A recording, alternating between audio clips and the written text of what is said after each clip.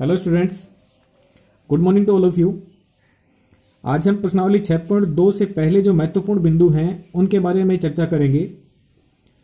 पहला जो आपको चित्र बना के दिया हुआ है, इसके अंदर दो रेखाएं बनाई गई हैं, एम तथा एन। ये दोनों ऐसी हैं जो आगे चल करके प्रतिच्छेद कर देंगी, यानी ये रेखाएं असमांतर रेखाएं हैं। और इन दोनों रेखाओं को काटती हुई एक रेखा हमने एल खींची है, जो एम रेखा को बिंदु P पर प्रतिच्छेद करती है तथा एन रेखा को बिंदु Q पर प्रतिच्छेद करती है। अब देखिएगा, यहां पर जो बिंदु P और Q आपको प्राप्त हुए हैं, उनसे चार चार कोण बने हैं, यानी टोटल 8 कोण बने हैं। 1 2 3 4 5 6 7 और 8, ये इन कोणों के हमने मान दे दिए हैं कि कोण 1 ये है, कोण 2, कोण 3, कोण 4, कोण 5, कोण 6, कोण 7 और कोण 8। ये डिग्री में नहीं है, ये इनके नाम हैं। ठीक है। अब देखिएगा, ये जो 8 कोण हैं, इनमें आपस में क्या संबंध है, इनको आपस में क्या बोला जाता है, उसके लिए आप ध्यान रखें। ये अलग अलग नाम है, तो इनको आप ठीक तरीके से याद रखेंगे। संगत कोण, ठीक है। पहला जो हमने बिंदु बनाया है वो है संगत कोण का। तो संगत कोण के लिए आप आकृति याद रखेंगे एफ की आकृति याद रखेंगे। अब एफ जो हम बनाते हैं वो ऐसा बनाते हैं। ये जो एफ होता है वो इंगित करता है कि ये दोनों रेखाएं जो हैं वो समांतर हैं। लेकिन चूंकि हम ऐसी आकृति की बात कर रहे हैं, तो इस स्थिति में जरूरी नहीं है कि रेखाएं समांतर ही हों, रेखाएं असमांतर भी हैं। ठीक है, तब भी हम संगत कोण ही बोलेंगे। इसका मतलब एफ आप याद रखोगे तो इस आकृति का एफ याद रख सकते हो कि दोनों रेखाएं समांतर नहीं भी हो सकती हैं। ये कोण और ये कोण संगत कोण कहलाएंगे। एफ की आकृति है वो इस प्रकार की भी रखी जा सकती है। ये कोण और ये कोण भी संगत कोण कहलाएंगे। एफ की आकृति इस तरीके की भी रखी जा सकती है। ये कोण और ये कोण भी संगत कोण कहलाएंगे। एफ की आकृति इस तरीके की भी रखी जा सकती है। ये कोण और ये कोण भी संगत कोण कहलाएंगे। ठीक है। तो संगत कोण कौन कौन से बने हैं, इस आकृति की यदि मैं बात करूं तो इसमें कौन कौन से कोण संगत कोण हैं। देखिएगा, कोण 1 और कोण 5, ये दोनों कोण ऐसे हैं जो इस आकृति से बने हुए हैं। एक कोण यहां पर है और 5 कोण यहां पर है, तो ये दोनों कोण कैसे कहलाएंगे? संगत कोण।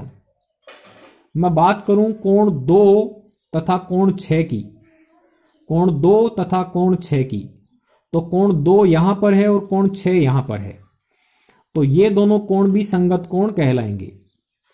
बात की जाए यदि 4 और 8 की, तो आप देख पा रहे हैं 4 और 8, ये दोनों कोण रेखाओं के नीचे बने हुए हैं, बिल्कुल नीचे बने हुए हैं, और इस रेखा के एक ही साइड में है, यानी 4 को यहां समझा जा सकता है, 8 को यहां समझा जा सकता है।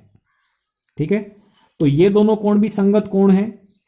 बात की जाए यदि 3 और 7 की, तो 3 और 7 दोनों रेखाओं के नीचे बने हुए हैं और दोनों ही एक ही साइड में हैं, तो 3 कोण को मैं यहां समझ सकता हूं, 7 कोण को यहां समझ सकता हूं।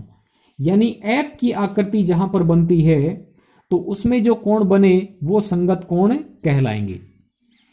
तो हमसे कोई पूछे इस आकृति में कि संगत कोण कौन कौन से हैं, तो हम बताएंगे कोण 1 और कोण 5 संगत कोण हैं, कोण 2 और कोण 6 ये भी संगत कोण हैं, कोण 4 और कोण 8 ये भी संगत कोण हैं, और कोण 3 और कोण 7 ये भी संगत कोण हैं। ठीक है, तो संगत कोण के लिए आप आकृति एफ याद रखेंगे। एफ कैसा भी हो सकता है, उल्टा पुल्टा टेढ़ा मेढ़ा। ओके, अब बात करते हैं अंतः कोण की। दूसरा बिंदु है अंतः कोण का। अंतः कोण का मतलब जो कोण अंदर की तरफ बने हुए हैं वो अंतः कोण है। अब देखो, ये दो रेखाएं हैं, तो दोनों रेखाओं के अंदर की तरफ कौन से कोण बने हुए हैं? कोण 3, कोण 4, कोण 5, कोण 6।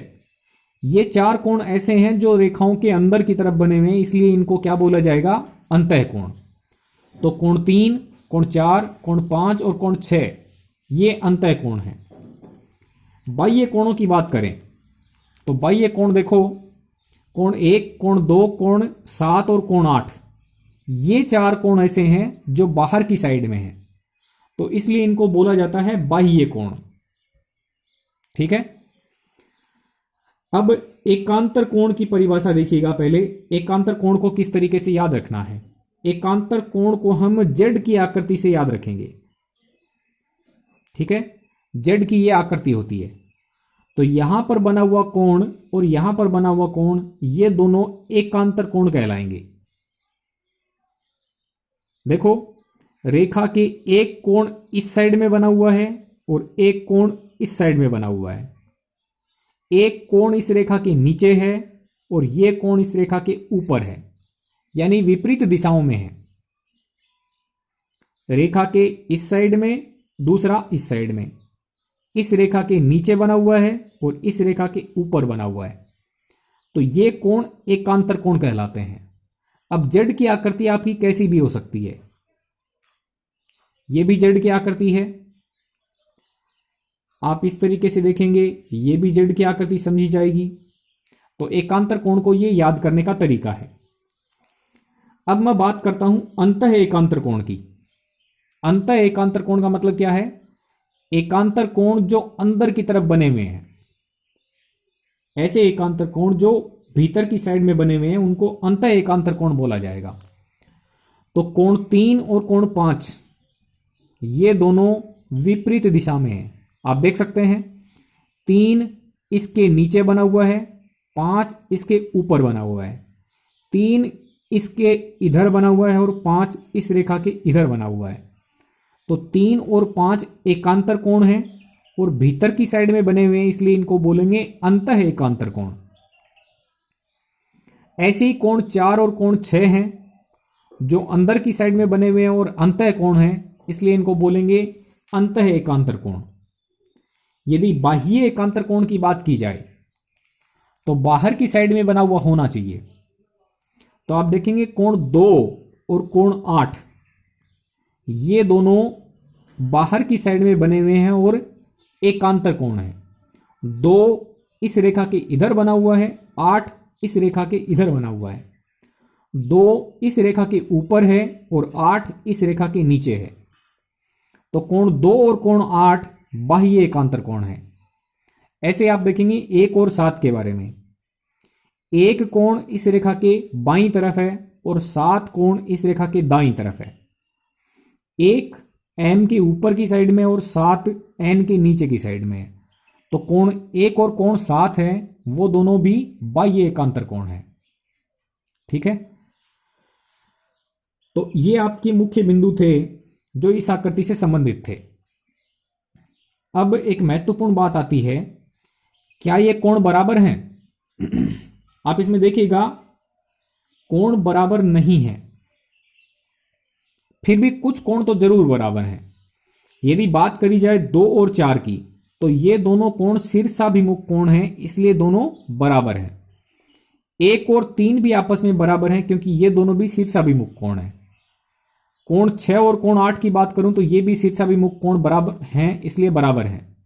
5 और 7 भी बराबर हैं, लेकिन 3 और 5 के बारे में नहीं कह सकते, 4 और 6 के बारे में नहीं कह सकते, 2 और 8 के बारे में नहीं कह सकते हैं, 1 और 7 के बारे में नहीं कह सकते हैं, क्योंकि रेखाएं समांतर नहीं हैं। तो दूसरी स्थिति आती है समांतर रेखाओं की। यदि एम और एन रेखाएं ऐसी हों कि उनके बीच में गैप बराबर रहे, यानी एम और एन रेखाएं समांतर हों और फिर उनको एल नाम की कोई तिर्यक रेखा प्रतिच्छेद करती हो, काटती हो, तब जो कोण बनेंगे 8, उनके बारे में क्या संभावना रहेगी, उनके मान किस किस तरीके से कौन कौन सा बराबर होगा। ठीक है, तो इसको देखें आप। देखिएगा एक कोण है वो कोण 5 के बराबर होगा। ये 1 और 5 कैसे कोण हैं? संगत कोण है। तो 1 और 5 बराबर होगा, 2 और 6 बराबर होगा, 4 और 8 बराबर होगा, 3 और 7 बराबर होगा। यानी संगत कोण समान होते हैं यदि रेखाएं समांतर होती है और उनको कोई तिर्यक रेखा प्रतिच्छेद करती है। ठीक है, आप कैसे याद रखेंगे? यदि दो रेखाएं समांतर हों, उनको कोई तीसरी रेखा तिर्यक रेखा प्रतिच्छेद कर रही होती है तो संगत कोण समान होते हैं। 1 5 के बराबर, 2 6 के बराबर, 4 8 के बराबर, 3 7 के बराबर। आपको दिख भी रहा होगा, ये जितना गैप आपको लग रहा है उतना ही गैप यहां पर है, ये गैप जितना है उतना ही गैप आपको यहां लग रहा होगा, क्योंकि रेखाएं कैसी हैं? समांतर हैं। तो समांतर रेखाओं की स्थिति में संगत कोण समान होते हैं। दूसरी बात भी सकते हैं कि अंतः एकांतर कोण भी समान होंगे और बाह्य एकांतर कोण भी समान होंगे। अंतः एकांतर कोण कौन से हैं? जो भीतर की तरफ बने हुए हैं और विपरीत दिशा में हैं, वो भी समान होंगे। यानी कोण 3 कोण 5 के समान होगा, कोण 4 कोण 6 के समान होगा। बाह्य एकांतर कोण भी समान होंगे, यानी 2 8 के बराबर होगा और 1 7 के बराबर होगा। यह तभी है जब m और n रेखाएं समांतर होंगी। अब एक कॉन्सेप्ट अलग आता है, तिर्यक रेखा के एक ही ओर के अंतः कोण। तिर्यक रेखा के एक ही ओर बने हुए अंतः कोण, ये कौन से कोण हैं? ये तिर्यक रेखा है, इस तिर्यक रेखा के एक ही तरफ बने हुए अंतः कोण। तो इस तिर्यक रेखा के, मैं इस साइड की बात कर लेता हूं, इस तिर्यक रेखा के एक ही तरफ बने हुए अंतः कोण की बात की गई है, मतलब कोण 4 और कोण 5 की बात कर रहा है। या फिर तिर्यक रेखा के एक ही ओर बने हुए अंतः कोण, यानी कोण 3 और कोण 6 की बात की जा रही है। तो जब भी ये बोला जाए कि तिर्यक रेखा के एक ही ओर के अंतः कोण, तो समझेंगे 4 और 5 के बारे में या फिर 3 और 6 के बारे में बात कर रहा है। इनको दूसरे नामों से भी बोला जाता है, क्रमागत अंतः कोण भी बोल सकते हैं इन दोनों को, या इन दोनों को, या फिर इनको संबंधित कोण भी बोल सकते हैं इन दोनों को, या फिर इन दोनों को। सह अंतः कोण भी कहे जाते हैं, कोण 4 और कोण 5, या फिर कोण 3 और कोण 6। इनको सह अंतः कोण भी बोल सकते हैं, इन दोनों को संबंधित कोण भी बोल सकते हैं, इन दोनों को क्रमागत अंतः कोण भी बोल सकते हैं। ऐसे कोण 4 और कोण 5 को भी बोल सकते हैं। अब जब रेखाएं समांतर होती हैं तो इन दोनों में एक खास गुण होता है और इन दोनों में भी एक खास गुण होता है। इन दोनों का योग करेंगे तो इन दोनों का योग बनेगा 180 डिग्री, और इन दोनों का योग भी बनेगा 180 डिग्री। कब? जब रेखाएं समांतर होंगी तब। यदि रेखाएं समांतर नहीं है, जैसा कि पूर्व स्थिति में था, तो इन दोनों स्थितियों में इन दोनों का योग 180 नहीं बनेगा और इन दोनों का योग भी 180 नहीं बनेगा। तो रेखाएं समांतर होने की स्थिति में जो एक ही साइड के अंतः कोण होते हैं उनका योग 180 डिग्री होता है।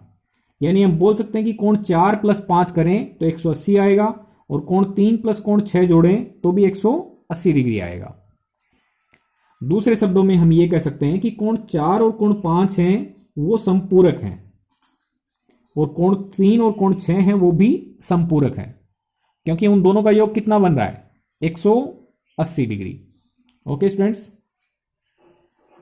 Thank you very much.